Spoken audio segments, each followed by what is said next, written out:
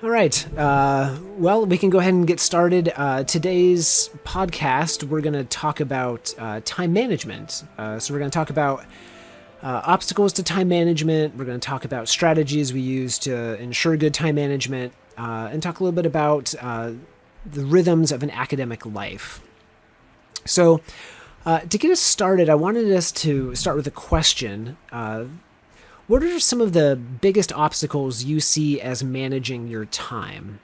And as a follow-up to that, how have you seen those obstacles change over different career stages? So obstacles you may have had in grad school, when you were an early assistant professor, and now post-tenure. Yeah, that's a good question, Daryl. I think for me, I was thinking about this question. A couple things came to mind.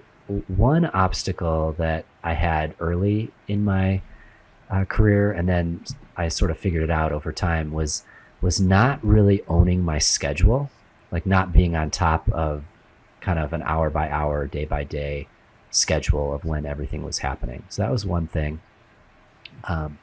Another thing was I call these time wasters, but just any sort of activity that you engage in on a regular basis that doesn't necessarily contribute to your overall goals, but that takes a lot of time. So things like TV, social media, browsing the internet. So that's another thing. Email is one thing that I think is challenging, and especially as I've gotten into my job, I just get tons and tons of email. And then the last thing I would say is that things do change. I was thinking about over time as my life circumstances have changed. So I think there was definitely a change when I got married in terms of balancing different priorities. And then I have a baby due in a couple weeks, and I'm anticipating that making some changes to my time management as well. Yeah, no, that's great. Thanks, Josh. Yeah, Donnie, what about you? Yeah, that's a good question, Daryl. I think in a certain way, in grad school, I think there were some things that actually made it a little bit easier for me to do time management. And so I can definitely relate to the issue of kind of that getting harder over time throughout your career. So in grad school, I feel like in a certain way, some of the early conversations that I had with Ev helped me understand and have a really clear sense of what was most important for me to kind of spend my time on while I was in a doc program, if I wanted to be competitive for academic jobs. And it was his way of putting that was publications are the coin of the realm. I think he said that in our first meeting. And then he said, never do anything for a single purpose. And the implication was line up all of your presentations, papers for courses, and have like all of the reading you do and time you spend kind of overlap with developing an area of expertise so that you're not repeating a lot of work and spending a lot of energy kind of in wasted directions and that kind of thing. So I took that advice to heart and had a pretty clear focus. And then, I would batch my clinical work on a couple of days a week, and you have your course schedule, and I kind of manage that. So in a certain way, that was easier because I kind of knew where to spend my time. Where it got harder for me is once I got tenure and I started to ask questions, bigger questions of like, what do I want to spend my career on? What kinds of teaching do I care about? What do I want my teaching to look like? How much popular book writing do I want to do? How much book writing do I want to do? Are there other things that I want to do in my life? What are they? Like, I think in a certain way, those bigger questions, like once I kind of cleared the requirements of tenure and started to open up to, okay, what do I really want from a career and what do I want from my life? It actually started to really diffuse my focus because I actually didn't want to actually spend nearly as much time just kind of creating another pile of publications. And so it kind of made me rethink, where am I spending my time? So for me, it actually, the hard part had to do with clarifying my values and sense of purpose. And I think I'm still actually in that process a bit. Yeah, thank you. Yeah, for me, I think some of the obstacles that I encountered with, especially early on in grad school, that research just happened during surplus time. So everything else got scheduled. So my classes got scheduled, my meeting with my advisor got scheduled, reading, doing class assignments, and then I was left with just a little bit of surplus time. And that's when I was supposed to do research. And sadly, it would always come out at weekends or holidays or times when I didn't actually want to be working. And so I kind of realized the hard way after probably like 2 years, I can't just do research on surplus time. That's like a recipe for just getting burned out. A second obstacle I ran into was, and other people have said this before, kind of the tyranny of the urgent. And so if you don't have a good schedule and you're not disciplined about time, you're just going to do whatever is most pressing right now. And so I'd be really good at putting out small fires, but I wasn't as good at kind of moving big projects or making large progress toward a bigger goal. And I think the third thing, and Josh kind of hinted at this a little bit, was email. Email was just a colossal obstacle to time management. And I heard someone else say, again, this was not me, no one is going to ever remember your scientific contribution as, oh, that person was really good at getting back to email. Like that's what I don't want to be remembered as like that person. Like, oh, yeah, he turned around an email in minutes, right? I'd rather be, of course we have to, carry on our responsibilities, but I'd rather be known for some other type of contribution. So trying to learn kind of how to manage email, how not to always be focusing on just what's most urgent right now, and then trying to fix some of the prioritization of research outside of just surplus time. Those were some of the things I had to try to figure out. And so as we shift from kind of thinking about obstacles in time management to strategies, what strategies have you used and what ones do you continue to use? And can you give some practical advice to folks, whether they're good pieces of advice for the whole trajectory of one's career or even just at certain stages? Yeah, definitely. I had a few that have been really, really important for me. And I would say the number one helpful intervention, I guess, is really owning my schedule. And what I mean by that is deciding ahead of time when I'm going to spend time on various tasks. And, I'm kind of old school. Like I have a paper. People make fun of me. I have this big kind of paper calendar notebook that kind of you can schedule in 15-minute increments every day. And I kind of keep that. And every so I put it anytime I have an appointment or want to schedule in anything, I kind of put that down, and I can, the night before my next day, I can look at that and kind of see like what I have planned each day. And often I'll think about the week as a whole and see what I have planned for the next week too. But this was really a game changer for me because you mentioned that tyranny of the urgent. And I think a lot of times there's so many requests and different things coming at me that I think I struggled to really proactively kind of decide how I was going to spend my time. I was spending a lot of time reacting to what other people needed and wanted. And when I got more ownership of my schedule, I was able to really turn that around. And, sometimes I'll even schedule in like my exercise or, time with Jen or something like that. And that too, like scheduling in things that not just work related, but that are important to me.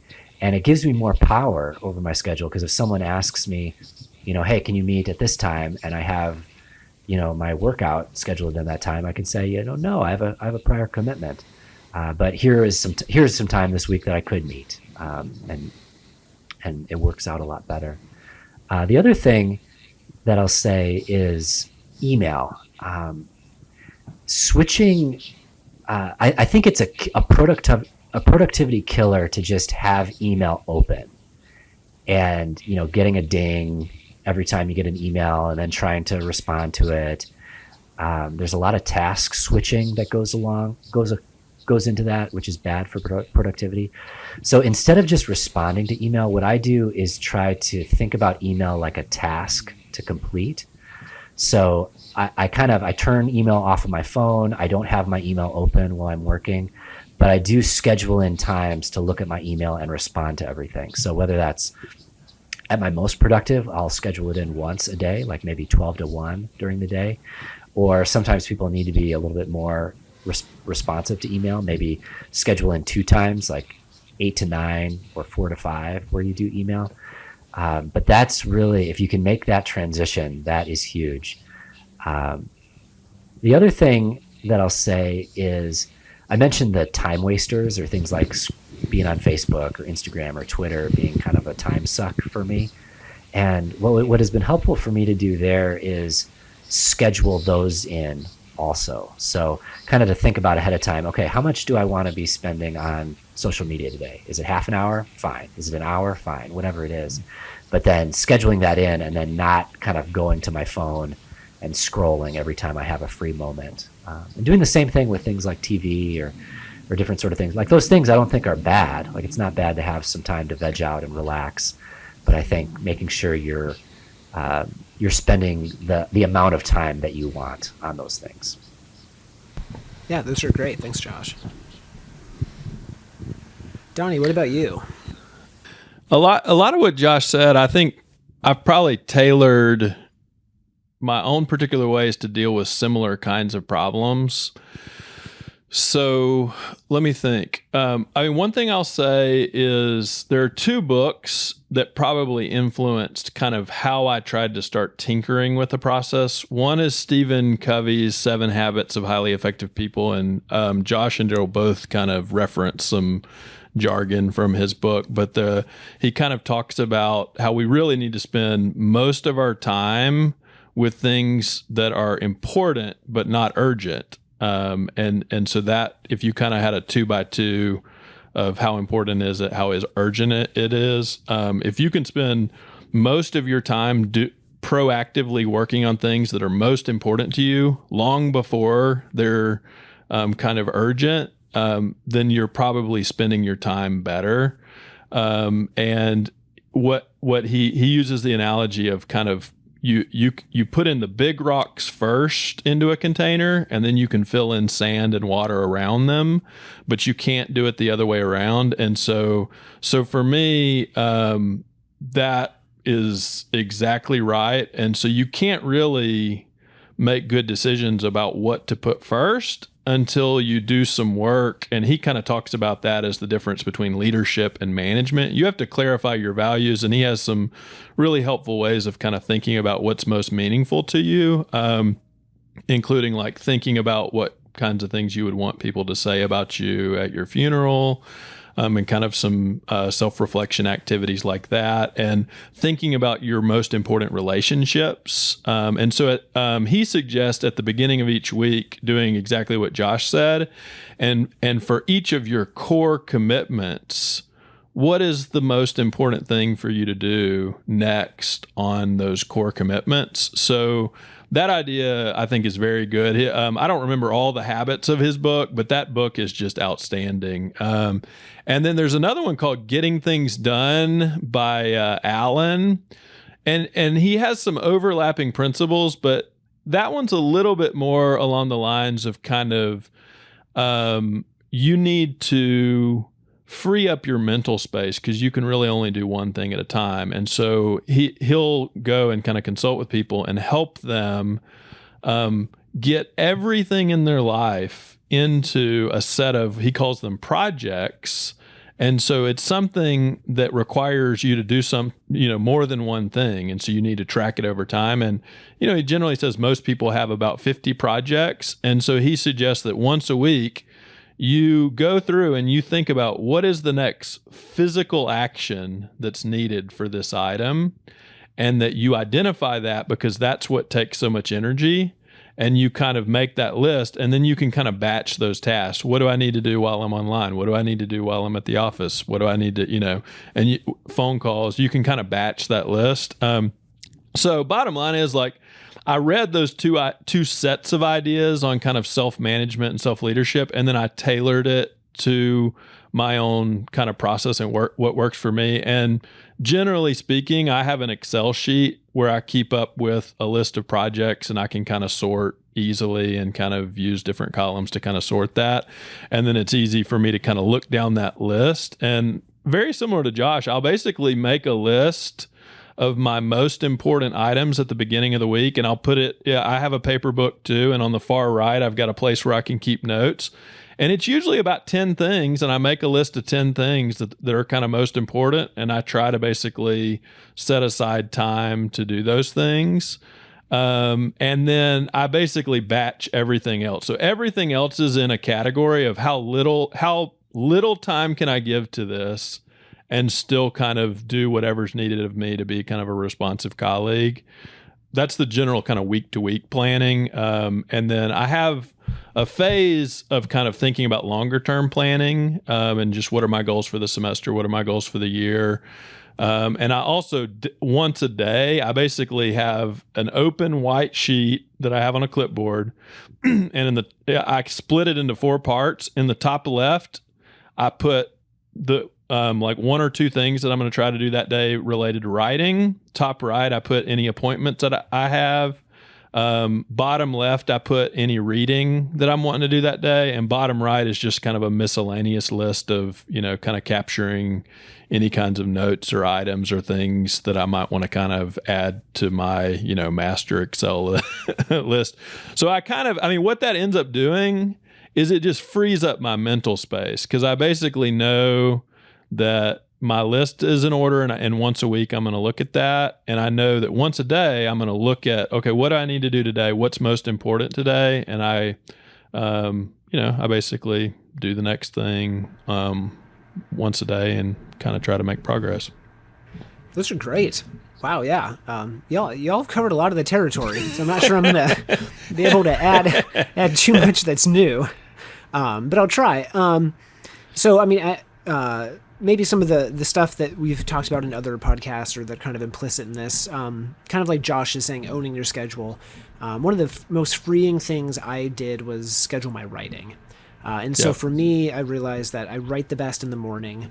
And it also alleviates my anxiety to know that if I write from 7 to 10 every morning, every weekday, by 10 o'clock, I've got my research done for the day. And no matter kind of what else fills the day, I've already kind of moved ahead some important tasks related to research. So that was really freeing to me, to just set aside 3 hours at the beginning of every workday to make sure that that stays a priority. And so kind of related to that, I started thinking about how to cluster activities together into themes. Mm-hmm. So kind of I'll write in the morning, and then on the days that I teach, I kind of go from writing into a block of teaching. And so it can kind of help to shift from, okay, now I'm in the teaching mindset. And then also I try to stack meetings. And so to the degree that I can kind of put meetings back to back, and this is easier when you're in person and you're not suffering from Zoom fatigue because of a pandemic, but if you can stack meetings back to back, I realized that that's a lot more efficient than kind of having a 15-minute gap where you can't really get anything done. I would probably just either check my fantasy football team, or I'd probably just waste time a little bit. Daryl's 0-3, by the way, at fantasy football. Well, off to a bad start. I'm like the Madden curse of fantasy football. If I draft your team, or if I draft your player, they will get hurt. So I'm having people reach out, so I will draft their opponent's favorite players. So I try to stack my meetings. I try to cluster things into different themes. And then kind of like Josh, I also schedule like fun stuff, and that just goes in my schedule, and I protect it, whether that's lunch with Sarah, or going for a run, or just saying like, I've worked enough, I'm just going to take this afternoon off, and just kind of blocking that out. Then I feel comfortable about knowing when I can say yes and when I can say no, and kind of trying to have a little bit of balance. One thing that I'm curious if y'all would just be willing to briefly share. You don't have to go into too much excruciating detail, and I know that each day is different, but How would you structure a typical workday or even a work week during the academic year? And then, how might that change during the rhythm of summer? Yeah, that's a good question. I think for me, I have this thing where I try to, for every day, set out what I call my 3 MITs, which are my most important tasks. And a lot of times they're writing stuff or projects that I'm working on. And basically what I'm thinking about with those are things that I can complete that take less than an hour. And so that's one thing we haven't mentioned, but I think might be helpful to mention is some of the time when we're working on research, they're really long-term projects. And so sometimes it can be hard to kind of think about like, what does it look like to make progress on it today when I only have a short time? And so I'll even put down things like an MIT, like if I'm working on a book, for example, or an article, like write 1 page in the book, like something very small that I know I can get done in an hour. And I try to do those 3 MITs first and get them out of the way before I, check email and start responding to the various other things in my day. Once I get the MITs done, then I'll try to open up my email. And again, if I'm really being disciplined about it, I like to kind of do email once in the day, usually around noon or something like that, and kind of respond and do everything I need to do for the rest of the day. And then if I have time later on, I'll kind of circle back to my ongoing tasks, like working on a paper or working on a book, and get some work done on those if I have time and the energy to do so. But I know with the MITs that I'm at least doing a little bit every day and pushing those projects forward. And usually at night I kind of try to relax or hang out with friends or Jen or something like that. So that's kind of a typical day during the work week. You'd ask questions about how structure looks different during the academic year versus the summer. And I think for me, it's a little bit different because the summer I generally just have more time. So less meetings, less kind of things filling up my schedule, less teaching, stuff like that. So I have more time to work on writing and things like that. But in general, like my daily schedule, I don't think changes that much. I still do kind of that. I usually exercise in the morning, do my MITs, then do email for a little bit, work a little bit more, and then kind of sign off for the day. So for me, it doesn't shift all that much. I know some people I think see the summer as a time to really like crank things out. But for me, I kind of keep more of a consistent schedule throughout the year. Every day is Groundhog Day for you, unless it's a holiday. It's just all the same. It's maybe he's a machine. That's right. Donnie, what about you? I think I have a lot of similarities to what both of you are describing. We kind of talked about our transition to grad school, and I kind of told the story about when I really needed to make progress on my master's thesis. I got in the habit of basically getting up and working on writing until my first appointment, and that ended up being much more productive than any kind of like binge writing or kind of trying to set aside a day, that kind of thing.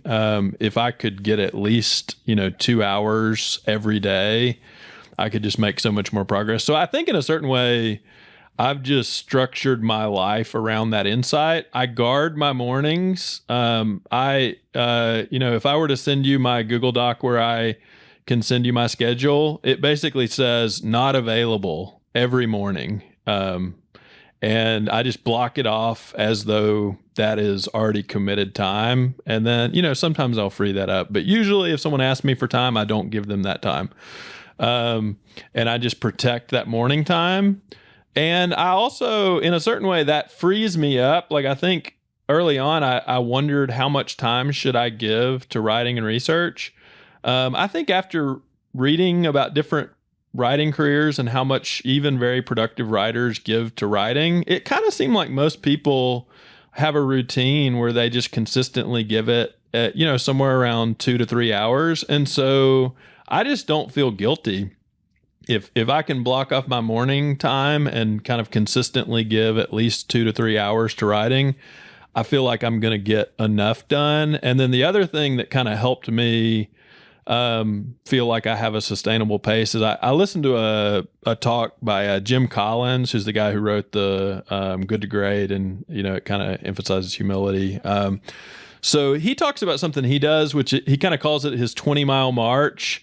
And he got to where he would carry around a stopwatch and he would just keep track of his creative hours. And his goal was for the year to hit 1,000 hours, which if you divide it out, it's about 20 hours a week.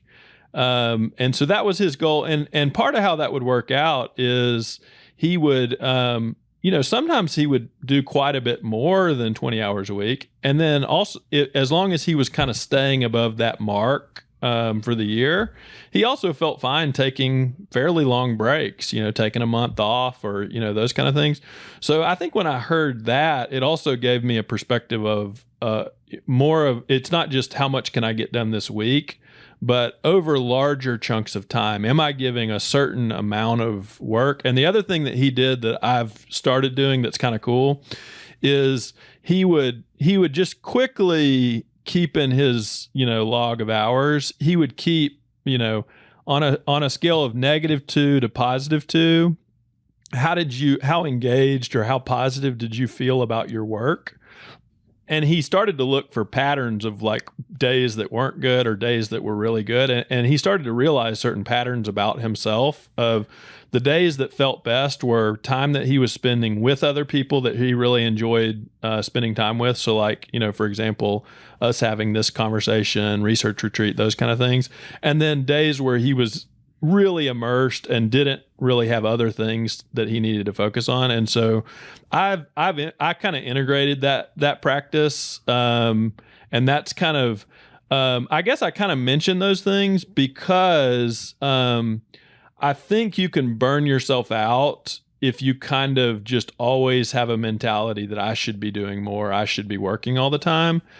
You don't need to work all the time. Like if you read Stephen King's book on writing, he basically says he writes, something like 2,000 words in the morning, and then the rest of his day he lives his life. So if Stephen King, basically is using his mornings for writing, and it's actually a hilarious book because he basically talks about, he uses a metaphor of like, his desk is basically, he's writing in a room with an ogre and, it's like, it's terrible. It's a dungeon, it's like, so he's kind of trying to take away the idea that you would ever kind of glorify the writing process as though it's, this kind of romantic process. It's basically you go and do your time every day and you kind of spend time with the ogre or however he puts it. But I think just hearing different writers' processes made me realize, I can, kind of put my administrative work, service work, all those kind of things in the afternoon when I'm actually lower energy. I can cut off work at 6:00 and spend time with my family. I can Saturday and Sunday basically not feel like I need to do work. I can spend time with my family. On Sunday I can rest, some of those things. So for me, part of what I do is I build in a sustainable pace. Yeah, no, Donnie, that's great. I'm glad that you mentioned that. And it's almost kind of like bringing all those things together when we think about kind of owning your schedule and being committed to that. It isn't less freeing. It's actually more freeing. So kind of once you realize when you are working, it also gives you the freedom of realizing when you're not. Which can kind of probably lead us to probably the last thing that we can kind of chat about is, finding a sense of balance. And for a while, I really was committed to this idea that I had to be like really balanced, and like almost rigidly balanced. And then my wife Sarah mentioned, she's like, I wonder if sometimes balance is a bit of an illusion, and what we should understand is that life is just a little bit more like rhythms. And so there might be times where you're actually going to be working a little bit more, and maybe it's going to feel like it's creeping into some times that you would want it to protect. But then there's going to be other times where you feel much more freedom, you feel much more kind of latitude. And so I'm wondering if you all could just kind of give any final thoughts about balance or rhythm or kind of maintaining a sense of energy for the long haul. Yeah, I think, for me, I think everyone kind of has a different has to find their different, I guess, balance or rhythm with this. And when I was listening to you say, when I was listening to you talk, I was thinking for myself, I think it really does work better for me to have a little bit of balance every day, like to have a time where I exercise, to have a time where I work, to have a time where I can kind of relax, where I have a time where I can connect with the people who are close to me, like my family and friends. So for me, I do try to, I think I work best when I'm doing some of each thing every day. But again, that's just me. I think other people might be different, where they, maybe find it better to do rhythms where they work more and then relax more. It has, it's been a growth edge for me in terms of dialing it back a little bit and allowing myself to work less, I think. So there were times when I was in graduate school where I would work every day and work on the weekends and, not really take a day off. And I think it's been, I think it's just been a growing realization for me that it's good for me to rest. It's good for me to take a Sabbath. And I actually can work better and more efficiently when I have kind of those breaks and can kind of recharge a bit. So I think what Donnie said about, finding that balance of working and then resting and working and resting is really important. I think it's kind of like physical training in a way. If you work out all the time and overtrain, then you get kind of burned out and you could get hurt and things like that. I think with work, I feel something similar in my body and soul. If I'm not kind of taking that time out to rest, I get, a little grumpy and frustrated with life. Right. Donnie, what about you? When you mentioned the word balance, and I put this in that Google Doc where I kind of have different conversations that folks could have with their mentors. I can't help but think about a conversation I had with Ev. We were in the admissions process and someone had mentioned that they wanted work-life balance. And Ev said, that was a real warning sign. And I'm listening and I'm like, that's a warning sign? I'm like, whoa, what is going on? Like, it made me kind of nervous. I'm like, it's kind of like someone who says that, they don't think puppies are cute or, it seemed like a basic, threat to compassion or something. And, but as he explained it, he kind of said, part of the concern there has to do with this person's about to enter a doctoral program and they're already kind of worried about, are they going to be able to kind of balance the work? And that has kind of stuck with me because he's not wrong. It's not what it sounds like when someone really is kind of doing the things that like Stephen Covey talks about in terms of they have clarified what they want. They are kind of able to proactively invest their time and they know that they can do that. And they know how to give enough time to rest and those kind of things. And so anyway, that in a certain way, that conversation with Ev has kind of always framed my own sense of, I am the person who gets to decide how I order my life. There's a certain level of chaos in every week.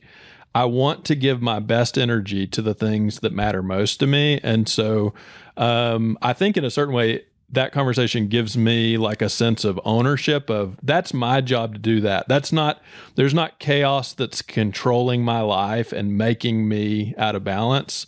There's something that it's kind of my job to exercise self-leadership to kind of bring order to how I'm investing my time. That's kind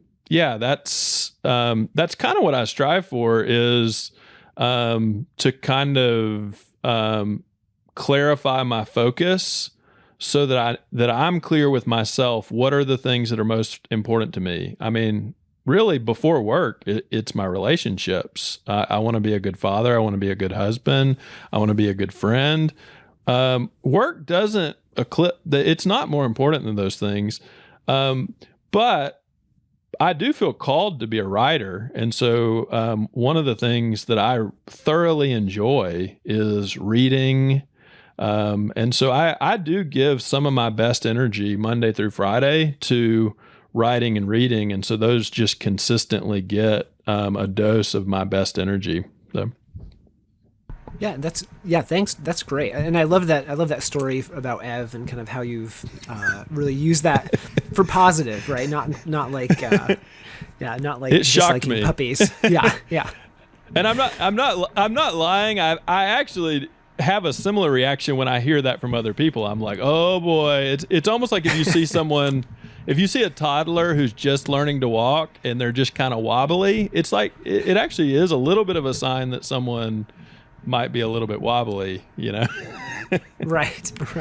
But yeah, that said, I actually do think it's good to strive for balance. So don't think that I don't like puppies. Right. Yeah, of course. Right. I think one thing you know, that is important to know, I think it depends on the person too, right? Like, I think the concern Ev has when someone right off the bat is saying like, oh, I want to make sure like this is balanced. I'm going to be I think the concern is that, graduate school is a lot of work, and and just kind of, so there, it's kind of both sides. Like if someone's, watching a lot of TV and, that there's probably something going on, like they need to kind of get more disciplined or more kind of owning their schedule more. Whereas if someone is working 12 hours a day, 7 days a week, they probably need to, take more breaks or take some time off for themselves. So I think it kind of depends, where a person is at. Right, and if you haven't even started grad school and you're already feeling out of balance, that might also be kind of a red flag. And I try to do the same thing that y'all do. I try to schedule times in and try to stay balanced, but then I also try to give myself grace that if there are times where there's just not enough time in the day to get this stuff done, sometimes you just have to work a little bit more or just kind of let that go till the next day. So kind of understanding it's a combination of a rhythm and a balance might be helpful. Being mindful of the time, and that we're talking about time management, we probably should let our listeners go. But thanks for chatting. Thanks for sharing your strategies. And hopefully this has been helpful for those who are thinking ahead towards time management and productivity. Absolutely. Great to be with you.